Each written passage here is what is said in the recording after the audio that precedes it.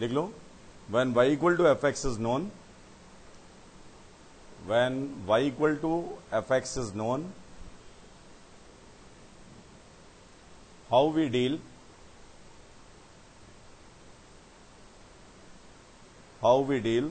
gx equal to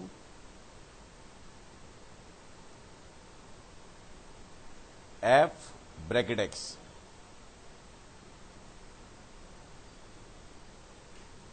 f bracket x। तो concentrate करिए कि एफ ऑफ ब्रैकेट एक्स, इससे रिलेटेड जो इंपॉर्टेंट बात हो सकती है वो क्या है। एक्स कुछ भी हो, अगर हम जी एक्स को अंडरस्टैंड करना चाह रहे हैं या जी एस को ढंग से अंडरस्टैंड करना चाहते हैं, तो हमारे लिए इंपॉर्टेंट क्या है, the nature of f x for integers. मतलब एक्स कुछ भी हो, यहां से जो वेरिएबल है जिसका हम एफ ले रहे हैं, मतलब वो एक्स का तो नहीं ले रहे, वो किसका ले रहे हैं, इंटीजर का। बात समझ में आ रही है कि नहीं। तो एफ का नेचर हमें किसके मालूम होना चाहिए, किस पे मालूम होना चाहिए, फॉर इंटीजर्स। ठीक है ना। मतलब अगर हमें इसको ढंग से डील करना है तो हमारे लिए इंपॉर्टेंट क्या है, the nature of f x for integers. लिख लो, एक स्टेटमेंट लिखो, to deal gx equal to f of bracket x, to deal gx equal to f of bracket x,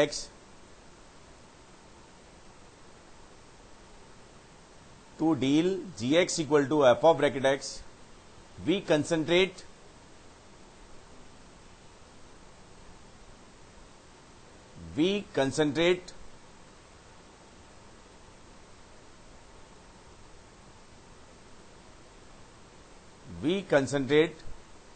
at the nature of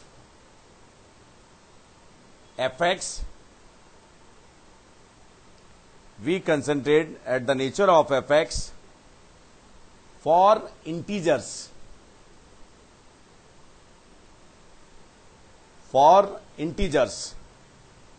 बात समझ में आ गई ना। क्योंकि अल्टीमेटली अगर मैं gx को डिफाइन करना चाहूं तो डिपेंडिंग ऑन डोमेन कंसंट्रेट करना, हमें एफ का नेचर इंटीजर्स के ही मालूम होना चाहिए।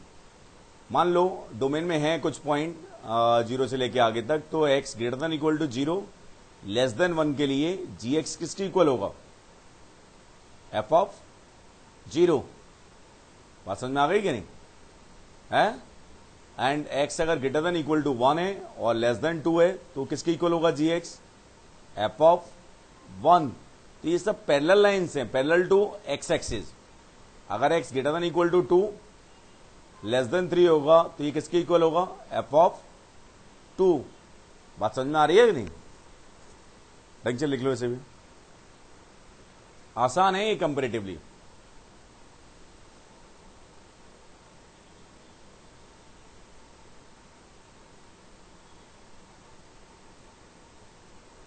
समझ गए, कोई डाउट इसमें है।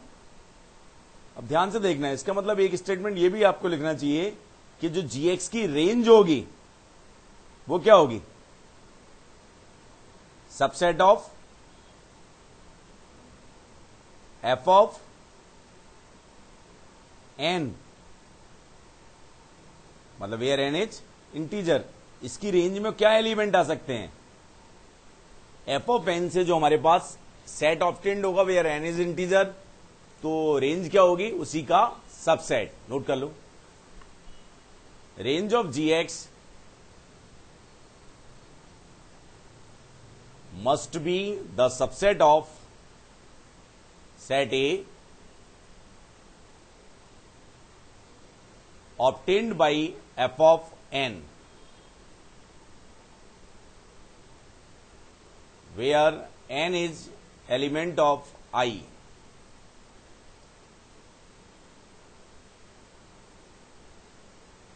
बात समझ में आ गई नहीं। कुछ एग्जांपल लेते हैं, देखो यार। Develop the graph gx equal to sine bracket x.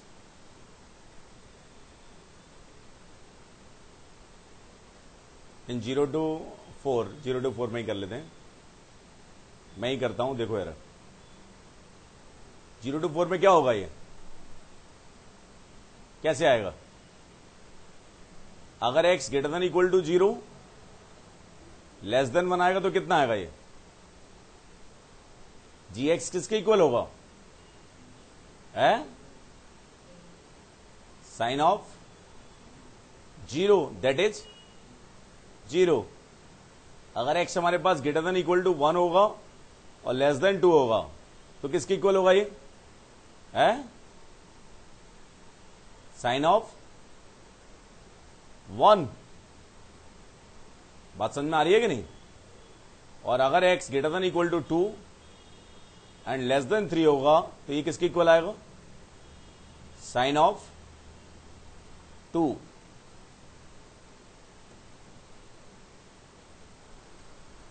ये समझ आया कि नहीं है? अब इसका अगर ग्राफ बनाना चाहें तो इट्स वेरी सिंपल। हमें यह मालूम होना चाहिए कि साइन 1 बड़ा है कि साइन 2 बड़ा है, कौन ज्यादा होता है। 3 से 4 में क्या आएगा? 3 से 4 कहां तक बनाना था? अगर x greater than equal to 3 less than 4 होगा तो कितना आएगा? साइन 3। तो साइन 1 साइन 2 साइन 3 में कौन ज्यादा कौन कम होता है? ध्यान है कि नहीं? बताया होगा मैंने कभी, है क्या? 1 2 3 4। ग्राफ कैसा आएगा? 0 से 1 में क्या आएगा? 0 से 1 में क्या आएगा? साइन 0। 1 से 2 में क्या आएगा? साइन 1। सबसे बड़ा साइन 2 होता है शायद। और साइन 1। 3 से 4 में क्या आएगा? साइन 3। ऐसा कुछ ग्राफ आएगा। ये ओपन और साइन 3 आएगा। ये ओपन, समझ गए? ये भी ओपन। जिन लोगों को कंपैरिजन ध्यान नहीं है वो भी समझ सकते हैं क्या होता है। ये ऐसा है तो 1 यहां पे कहीं होगा तो साइन 1 की वैल्यू कितनी आएगी? साइन पाई -1 जो कि कितनी आएगी? साइन 3.14 -1। इट मीन साइन 2.14 और 2 π/2 से ज्यादा होता है तो 2 2.14 और 3 ऐसा होगा। तो ये जो लेंथ होगी वो 2 होगी साइन 2, ये लेंथ साइन 1 होगी और ये लेंथ साइन 3 होगी।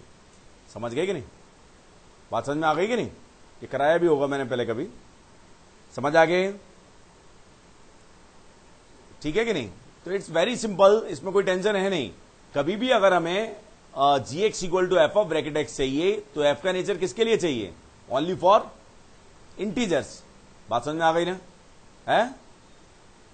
समझ आया कि नहीं है? एक और बना लो चलो। Develop the graph of g x equal to l n bracket x. X is element of, इसकी डोमेन क्या हो जाएगी? है 1 से इनफाइनाइट। एल एन 0 तो नॉट डिफाइंड होगा ना। हमें ये बनाना है 1 से 4 में बनाना है। तो इट्स वेरी सिंपल। 1 से 2 में क्या आएगा? 1 से 2 में क्या आएगा? 1 2 3। 1 से 2 में क्या आएगा? है 0। 2 से 3 में ln 2। 3 से 4 में ln 3। खत्म। यहां पर ओपन होगा, यहां पर ओपन होगा, यहां पर ओपन होगा। ये कितना है? ln 2 है। ये कितना है? ln 3 है। समझ गए कि नहीं? तो इट्स वेरी सिंपल, इसमें कोई भी टेंशन का रोल नहीं है क्योंकि एफ का नेचर हमें किसके लिए मालूम होना चाहिए? Only for integers. अगर आपको एफ का नेचर इंटीजर्स के लिए मालूम है तो आप आसानी से F of ln of bracket x या एफ ऑफ ब्रैकेट एक्स को आप बना सकते हैं। समझ आ गए? कोई डाउट? ढंग से बना लो।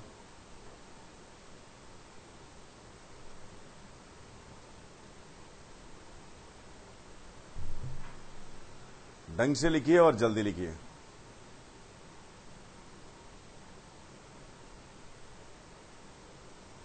कर लिया? तो मुझे लगता है अगर ऐसा कहीं एक्सप्रेशन आ रहा है तो इसे डील करने में कोई प्रॉब्लम नहीं है। G x equal to f of bracket x, इसे डील करने में दिक्कत है क्या? है नहीं ना? ठीक है, नेक्स्ट देखो। हाउ वी डील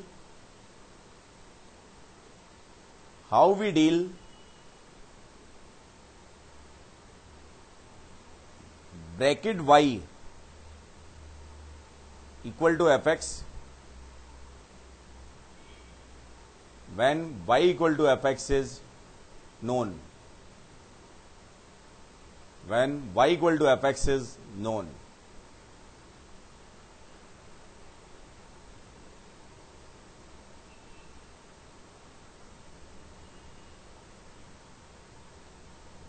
ठीक है, ध्यान से देखना यार।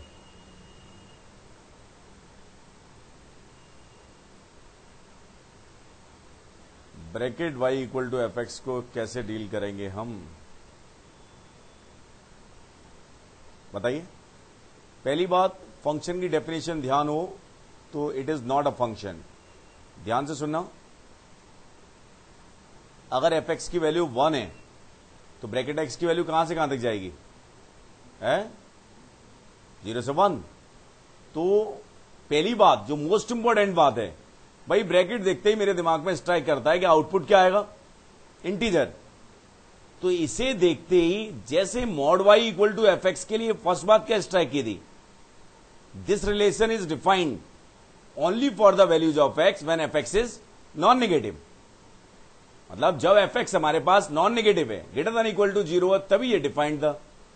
और दूसरी बात कैसे सोची कि मॉड वाई इक्वल टू 0 होगा तो वाई 0 आ जाएगा, मॉड वाई इक्वल टू 2 होगा तो वाई क्या आ जाएगा? +-2। तो ऐसे ही ये जो रिलेशन है bracket y equal to f x, ये तभी डिफाइंड होगा, कब डिफाइंड होगा? It is defined only for the values of x when f x obtain integral values. Got it? बात समझ में आ गई कि नहीं? लिख लो यार। फंक्शन और रिलेशन की डेफिनेशन ध्यान होगी तो पहला स्टेटमेंट भी समझ आ जाएगा। लिख लो यार, bracket y equal to f x is a relation, bracket में लिख देना, not a function. Special cases में कभी हो भी सकता है लेकिन जनरली नहीं होता। It is defined only for the values of x, it is defined only for the values of x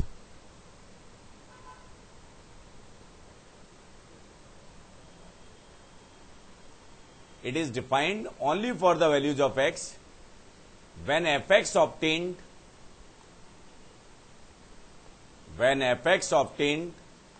integral values, when fx obtained integral values।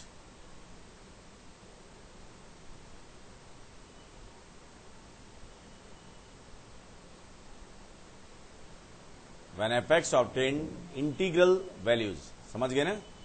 and when it is defined, next statement लिखो, and when it is defined infinite values of y,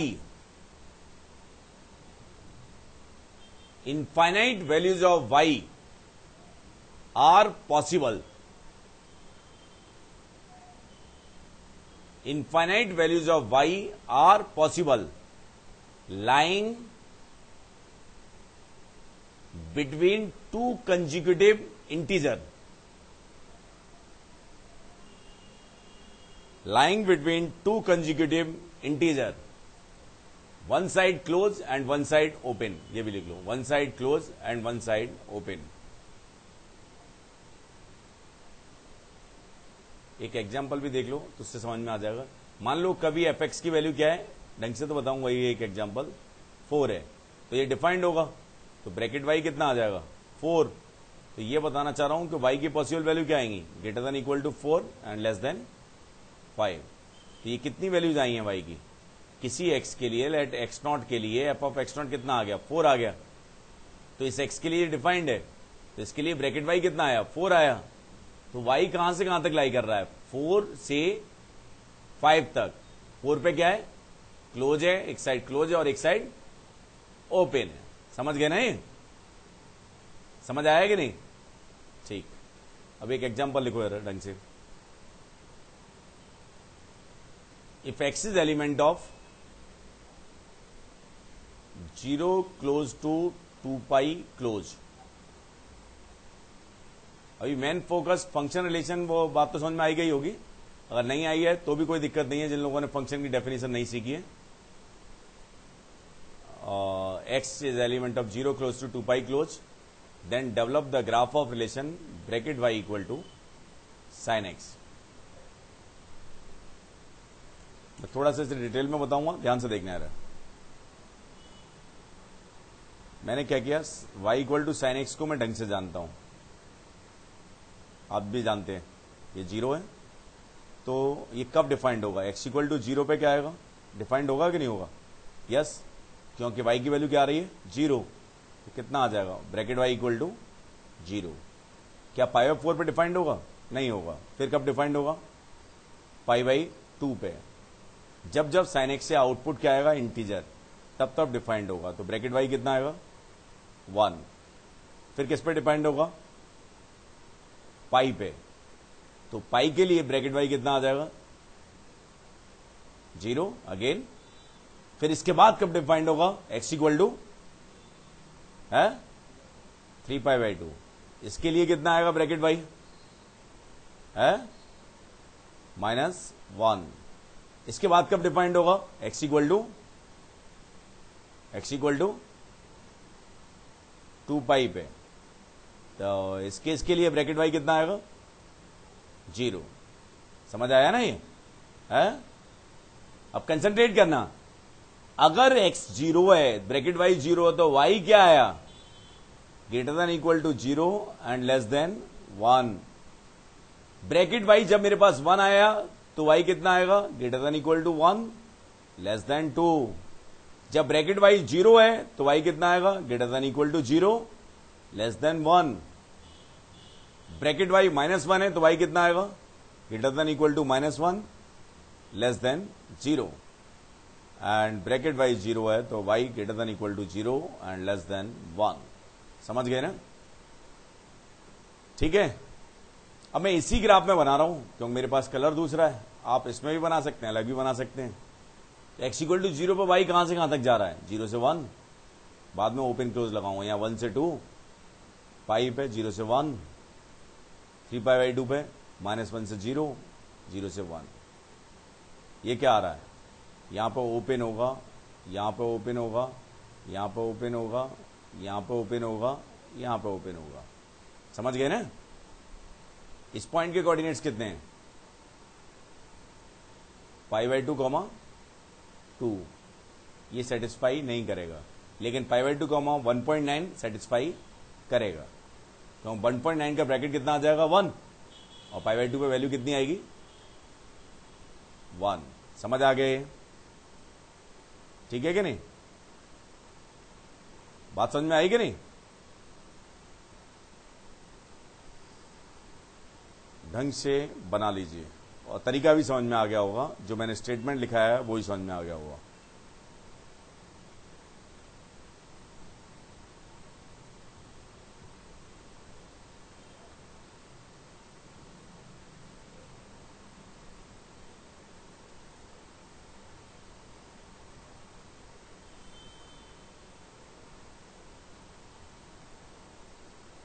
आ गया है?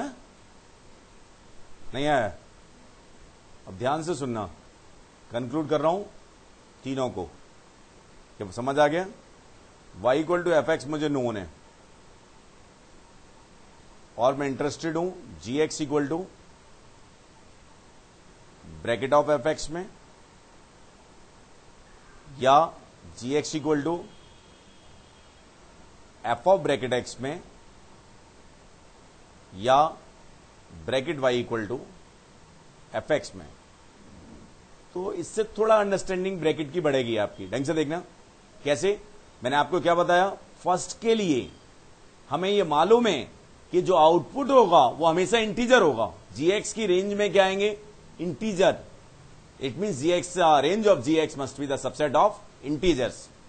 बनाने का तरीका क्या बताया, y equal to f x बना लो, y equal to f x minus 1 बना लो, लॉजिक से तो कर ही सकते हैं। और उनके बीच में इंटीग्रल लाइंस के जो पार्ट आएंगे वही हमारा क्या होगा, रिक्वायर्ड ग्राफ। लॉजिक से भी कर सकते हैं, कोई दिक्कत नहीं है। समझ गए कि नहीं।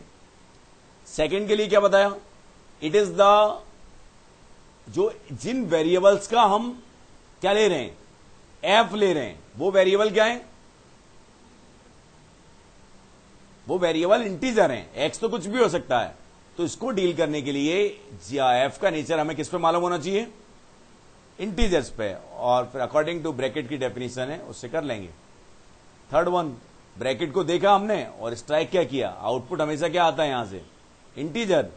तो ये रिलेशन कब डिफाइंड होगा, it is defined only if when output of f x is integer.